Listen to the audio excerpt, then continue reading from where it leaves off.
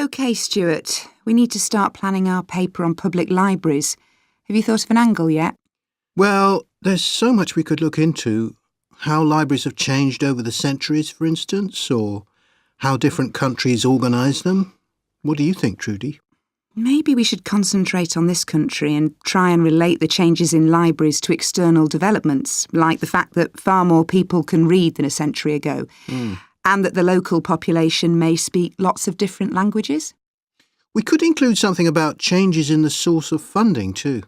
Yes, but remember we're only supposed to write a short paper, so it's probably best if we don't go into funding in any detail. Right. Well, shall we just brainstorm a few ideas to get started? OK. We obviously need to look at the impact of new technology, particularly the internet. Now that lots of books have been digitalised, people can access them from their own computers at home. And if everyone did that, libraries would be obsolete. Yes. But the digitalised books that are available online for free are mostly out of copyright, aren't they? And copyright in this country lasts for 70 years after the author dies. So you won't find the latest bestseller or up-to-date information. That's an important point. Anyway, I find it hard to concentrate when I'm reading a long text on a screen. I'd much rather read a physical book. And it takes longer to read on a screen. Oh, I prefer it. I suppose it's just a personal preference. I expect the libraries will go on evolving in the next few years. Some have already become centres where community activities take place, like local clubs meeting there. I think that'll become even more common. I'd like to think so. And that they'll still be serving their traditional function, but I'm not so sure. There are financial implications after all.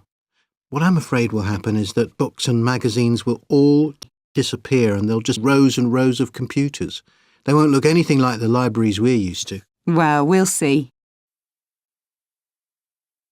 I've just had an idea. Why don't we make an in-depth study of our local public library as background to our paper? Yes, that'd be interesting. And raise all sorts of issues.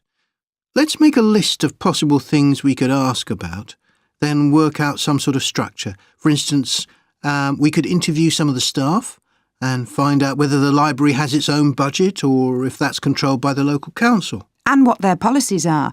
I know they don't allow food, but I'd love to find out what types of noise they ban. There always seems to be a lot of talking, but never music. I don't know if that's a policy or it just happens. I've often wondered. Then there are things like how the library is affected by employment laws. I suppose there are rules about working hours, facilities for staff and so on. Right.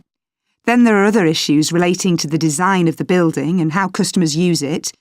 Like, what measures does the library take to ensure their safety? They'd need floor coverings that aren't slippery, and emergency exits, for instance. Oh, and another thing. There's the question of the kind of insurance the library needs to have, in case anyone gets injured. Yes, that's something else to find out. You know something I've often wondered? What's that? Well, you know they've got an archive of local newspapers going back years.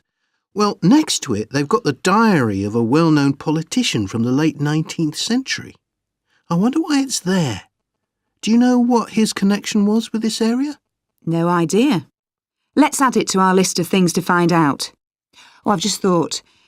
You know, people might ask in the library about local organisations, like sports clubs. Well, I wonder if they keep a database, or whether they just look online. Right. I quite fancy finding out what the differences are between a library that's open to the public and one that's part of a museum, for example. They must be very different. Then something else I'd like to know is...